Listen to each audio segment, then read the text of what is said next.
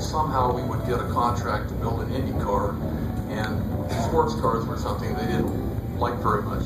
So anyway, they looked at this kind of stuff, and their same ideas are all in their head of what cars used to look like in 1935 with a long tail, with a Jure type tail on it. That was their idea of what aerodynamics were supposed to be. And if you looked at any of the Ferraris at that period of time, they also had a long tapering tail. Of course, it went down at such a steep angle, it was not very efficient, but that was the perceived idea of what aerodynamics were supposed to be. So when I came up with this idea to build a car like this, there was not very much support for it. I asked Shelby, I said, what's our budget? He says, we don't have one. I said, well, how are we going to build a car? He says, well, you can have Skip Hudson's old crash car. He says, it's not damaged too bad. What had happened the year before, Skip had the flywheel explode on the car, and it went through the bell housing, and it broke his foot, and it chopped the steering off, and he lost control of the car and crashed it. So this is what we started with for building the Daytona, and I asked if we could get the drawings back from AC so that I could lay the body out over the drawings of what the chassis looked like. And of course AC was terrified that Carroll was going to try building his own cars in the United States and cut them out completely so they wouldn't send anything over. So the whole car was reverse engineered off of this. And the only guy that really believed in the project at Shelby's at that time was a guy named Ken Miles, who was one of our top drivers. Ken convinced Carroll that we should go ahead and that the project had some merit. Of course, there was no investment money in it anyway. We had a crash car to work with. So Ken and one other guy in the shop, a guy named John Olson, who was a Kiwi that had come over to work in the ARC with some of the English drivers, didn't want to go back to England because it was cold and wet, and came down and asked, so Ryan, you got a job for me here? And they said, yeah, we can put you on this dumb idea that Carroll has, and that way we don't have to work on the project. So literally, Ken Miles, myself, and John Olson stripped the body off this thing and began working on the car. And this is it. That's the crash chassis right there.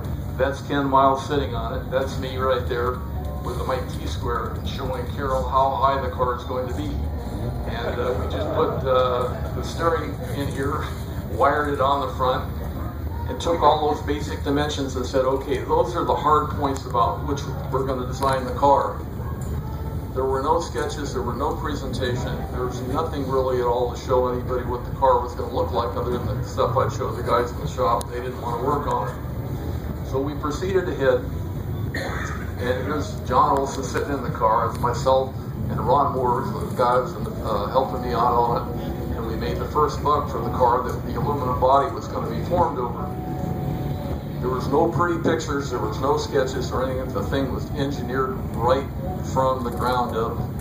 Very simple stuff. We made this out, how he's sitting in the car, and this is what the thing looked like when we finished up. This is ready to take the bug down to Cal metal shape to get the body formed on it. So the way that I did this is I did the whole thing in quarter scale, drew it up in quarter scale, and then photographed it with my 35mm camera, and then projected those slides up on the wall to full size. And I knew what the dimension was, top to bottom or whatever, so I just measured on the wall against the scale of the little drawing until I adjusted the focus on it until it was about right. We were probably within half an inch on either side, plus or minus, but it all worked. And then when we got it all cut out here, just laid splines over it, drew it up, and took the thing down to make the panels on it at Cal Metal Shape. Now, Cal Metal Shape is a very interesting place down in downtown Los Angeles that made special bodies for trucks, and they probably made all the Indy car bodies that were made in that era. They had these huge power hammers that had been used during World War II to make all the aircraft forms and stuff, all the cowlings and everything for aircraft. So whenever you wanted to get a body made in aluminum, what you did is you made up a buck like this aluminum wood buck that I had, take it down to Cal Metal Shape, and then they'd form the panels out just like this, just all in rough form. And they put two panels together, they'd weld the corners on them, so when they ran them through the power hammers, they were actually making a double panel, so you'd have a spare parts. And then we'd take that back to the shop, and it was just like a big quilt. You could just take a bunch of clamp the whole thing together, drive across it, tack it, and build the body. And then once you got the shape just about where you want, then you went back on the inside and made steel framework on it and figured out how to attach that body into the chassis. I mean, it was all done, the beginning to end, from that first sketch you saw till the running car when we went to race. We did it in 90 days. So it was really an overnight job. So this is one of the prettiest shapes on the car. I actually like it a little bit better, but it was interesting when I laid the whole thing out. I had this line here as flat as I possibly could because I didn't want to have that taper in there, which would create more drag.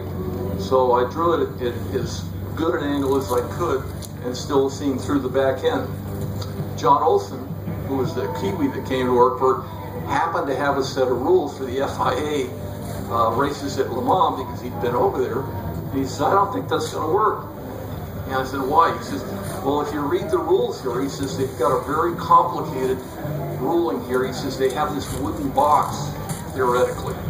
And this little wooden box has to pass through the window on the sides and on the rear and on the front, which in other words defined what the height of the window was going to be and what the width of it's going to be, so that you couldn't squeeze the thing down and make it chop the top too much. So we looked at it and we said, yeah, it probably won't work. We're going to have to drop the back end down about 1 3/4 inches to make that box pass through there. So I dropped the back end down a little bit. I didn't want to, but I had to drop it down as much as we did. So anyway, we got in, and this is the secret photograph we didn't have, so you can see that. Next one. This is what the car looked like on February 1st when we took it out to Riverside. And what was interesting is that there wasn't very much interest in the shop. I mean, we're a pretty small shop. We're only like about 12 guys.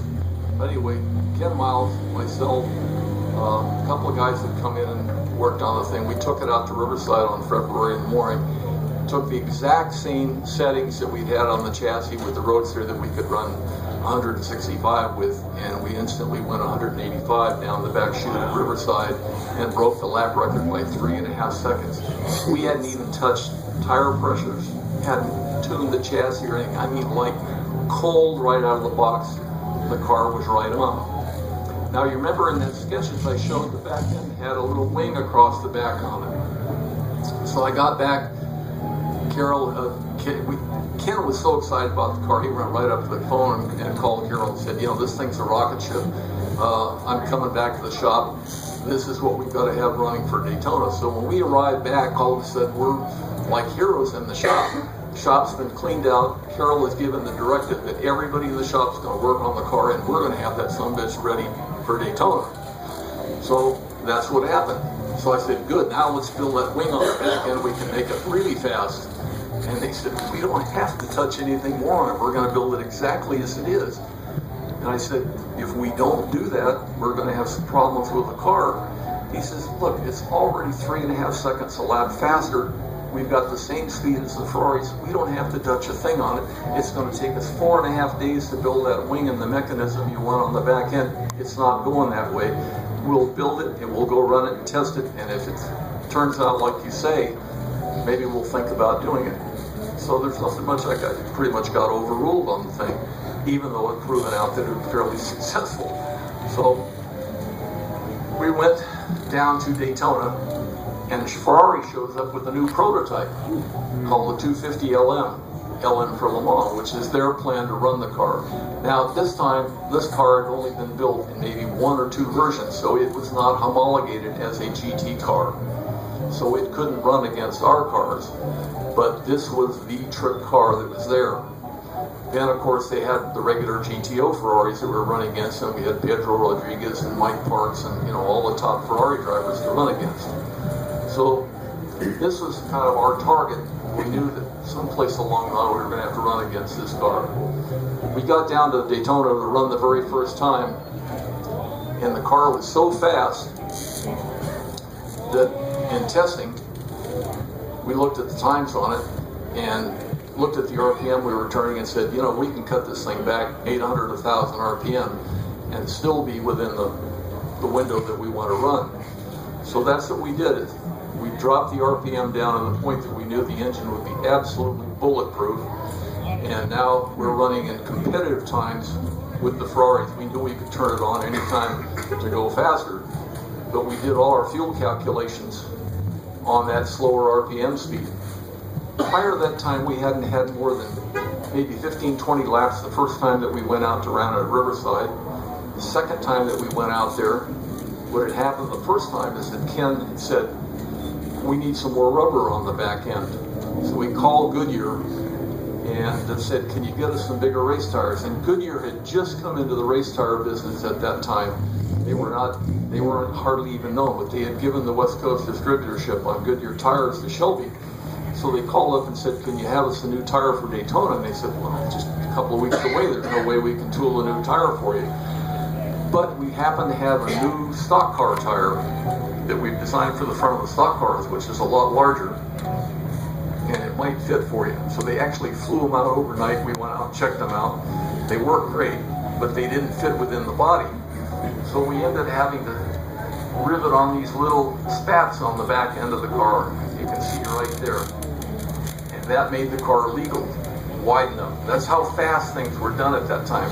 We can't stretch it out. We couldn't even cut it, reform it. We just made a patch, pop riveted on there, made it legal so that it would pass through tech. And that's the way we went.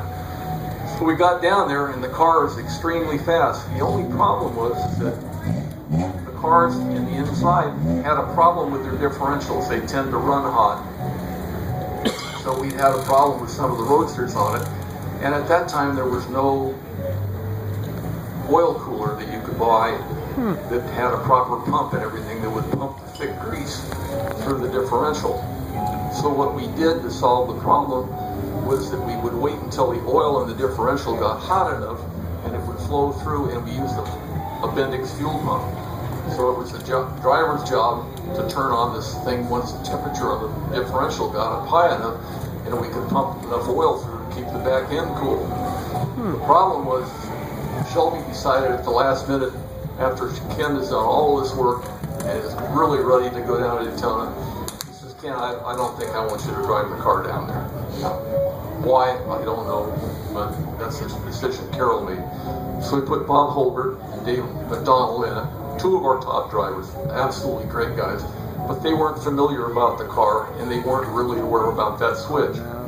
So we're out there, we're leading the race by about 7 laps. We're just so far in front of the Ferraris and we're just cruising. We've got the race won, but the switch didn't go on. And Holbert comes into the pits and says, I smell smoke. And the guys went in and, oh Christ, the switch is not on, we've got a problem. The differential's leaking on it, whatever, there's oil coming out of it. So what we'll do is, they didn't even have the grease guns out to put more oil in the back end. They said, well, we'll just put some 50 weight in it, which is our racing oil from the engine, and we'll send you back out till we get the guys down the truck and get the proper stuff out. Then we'll bring you back in and we'll change that oil. So we dumped this 50 weight in the car and sent Holbert back out again and went down to the truck, got the proper grease, put it in the slurp guns, and called him back in. So during the first time he came in, we'd automatically fueled the car all the way up to the top. Now they called Holbert in. He comes back in. He doesn't know, there's no radios or anything this time. We just put out the board in. So he comes in. He doesn't know why he's being called in. But as he comes in, Carol starts telling the guys to fuel the car. And they're going, Carol, we've already fueled the car. It's full of fuel. He says, I don't care, goddammit. Fuel the car. So he's the boss, so they open up the fuel tanks, and this is what happens. So the car just, the fuel flowed into the tanks, down over on both sides, onto the hot brakes and stuff. Poor John Olson's underneath the car at that time. He'd gone underneath it, took the drain plug out of the back end there, and got severely burned. But this guy saved the day for us. He put the fire out in about 2 or 3 seconds, but that's what it looked like. And if it hadn't been worse, it would have killed Olson. But it put out the fire. But anyway, Carol was so angry that he said, "Okay, we're done." And the guys were saying, "Carol, we can get the car back together again." He was so angry. He said, "No, we're done. We're quit," and he quit. So We could have had it back running within half an hour, maybe 40 minutes by rewiring it and changing the diff out. The guys already had it on the counter ready to go. Anyway, we DNF'd that first race, but we knew the car was fast. So I got back to the shop and I said, okay, now we can put the wing on the back end. We don't need the back end. It's fine the way it is. I said, wait a minute. We made a deal, we said we'd run it.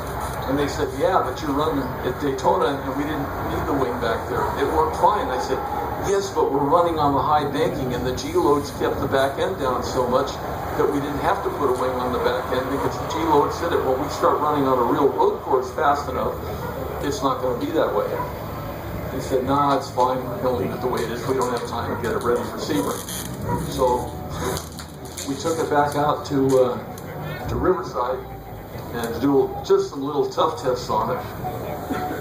And what had happened, we found out that the air was not going in here at the brakes because what's happening is the air is spilling off the windscreen on these flat windows on it. If you look at the car out here, it has curved sides on the windows. The whole trick on trying to make the thing work is you want to keep the air attached. So we put these little fences along the side there. So if you see some of the guys that are making replica Daytonas, they've got these little fences on here, which is designed to keep the air off the windscreen to go in here. So when I redesigned the new car, of course, it didn't have that problem. It's a lot cleaner. But that was one of the problems that we had with the car. Down here, you'll see some other little openings that we had. We had so much heat going inside the car that we built some custom-made mufflers in the exact shape of the car, and they were so hot, all that heat was transferring up inside the cars. It was very, very hot inside the car. A lot of heat coming through the firewall and little holes. I mean, these cars were really rough. These were not very well sealed up cars. They were really a tin can, but they were very effective. So, and then all the fenders here are all scraped up. That's from running on the bank at Daytona. The thing was sitting down so far that the tires were rubbing in that area. So we had to clean that all up. And so these are a number of little changes on it. And then we got ready to go down to Sebring with it. And you can see it doesn't have any wing on the back, no rear spoiler, but it now is pretty much the shape that the car is on. It doesn't have any openings on the side yet because the car is still pretty warm, but that's coming. But the car was very, very successful. We ran down there, it won its first GT race. Again, we just ran away from everybody. And so by now the car is pretty much established at what everybody thinks the car is supposed to be. And I'm jumping up and down and saying, hey, we've still got to do this rear wing on the car. When you're 19 years old and you've got guys like Phil Remington and Red Rose and all the top guys, and they're going, stand aside, kid, we know what we're doing. You don't argue with these guys. These are the best guys in the world. So you've got to go along with what they're doing.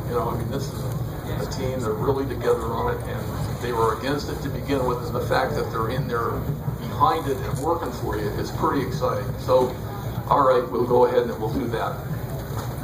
At the same time, what's going on is that in England, this guy here, Eric Broadley, this guy John Wire, who later came as a team manager, have just designed this new Lola Mark 6. So that's their own little project going off on the side. Another project that's going on at the same time is that Henry Ford has decided that, yeah, I do really want to go racing in Europe. And I think the easiest way to do it is for us to go over and we'll just buy Ferrari. So he sends his minions over to Ferrari through Fiat, who's sort of connected with Ferrari, and asks them if Ferrari would be for sale. And it turns out that Ferrari's trying to sell Ferrari to Fiat. He doesn't really want it to go to the United States. He wants it to keep it Italian. But he makes a deal and says, okay, I'll sell it to you. $12 million cash, and you can have the whole company. So Ford says, okay, we got a deal. Now, he's doing that primarily to get Fiat to buy them so that the company can stay under Fiat and Italian control. So it's kind of a game that they're playing on it. He doesn't tell Ford that. Ford sends all his minions over there to check the inventory and count everything out. and decide what they're going to do. The final stroke that made the thing not go through is that the only interest that Ferrari has in racing is running Formula One cars. These other cars that he builds, these GT cars, are just for his wealthy customers. He does not want to race against his customers, so he builds these cars for his wealthy gentlemen racers that go out and play and have fun. But real racing is by professional guys, GP drivers. So Ford's telling him, no, says, the main thing you're going to be doing is building GT cars with a Ford Ferrari name on them. And Ferrari says, no, I'm not interested. I'm only going to do F1 cars. So the deal breaks apart, and Ford goes his way, and Ferrari goes his way, building his own cars. So Ford turns around and says, what are we going to do? Well, the smart thing to do is they go up to England, they talk to John Wyer, and they talk to Bradley, and they buy the Mark VI, all the tooling, the design, and Bradley to come in and head the program up to build a new car called the GT40, which is this car here. This is what it looked like when it first showed up.